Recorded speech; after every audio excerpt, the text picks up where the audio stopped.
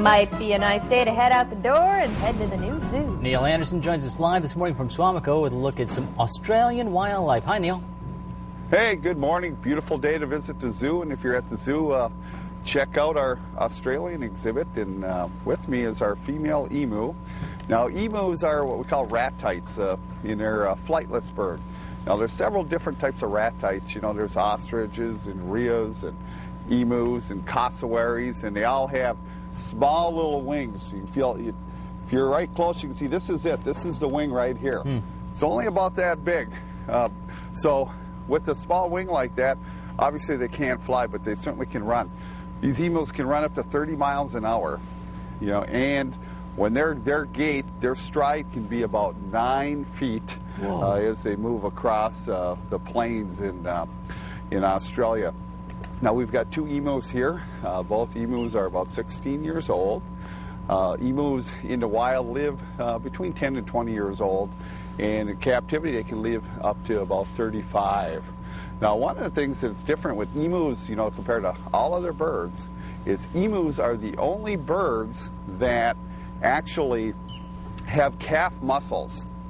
And of course, they can actually jump about 7 feet straight in the air. Oh, wow. So very, very powerful. You know, I was going to ask that question if they could jump, Sure. but I thought it was dumb. But you've answered it. So they actually can jump 7 feet. How do you keep them in their pen then?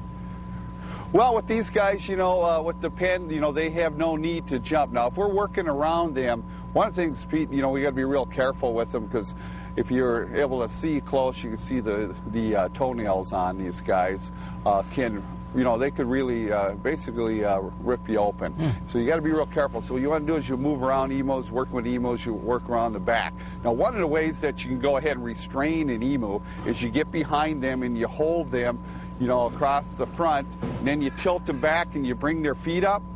And when their feet come up, you know, they'll kick for a little bit, and then they'll kind of go limp. And that's one of the ways that we can go ahead, you know, we can hold them, we can go ahead and vaccinate them and work with them. Otherwise, we've got to be very careful with these guys, because, like I say, they can go ahead and slash forward. You know, some birds like cassowaries are a particular bird that you wouldn't even go in with because they're that powerful. They have razor-sharp toenails. Now, another interesting thing with emus, too, as you can see, I've got an emu feather here. And they're the only bird that has a feather that actually, you know, when a regular bird would have a feather that just comes one single feather out of the follicle, and you see how you get 2 feathers here? Yeah. That's a little bit different with emus, and they don't have the barbs. See, normally you'll have barbs that connect all this stuff together. And when you have an emu, what they do is they don't have the barbs, and it just kind of lays down, so it almost looks, we looked at almost hair-like.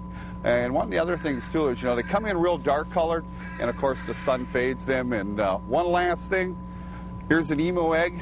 You know, in the fall, they start laying eggs. They'll lay anything from 2 to 15.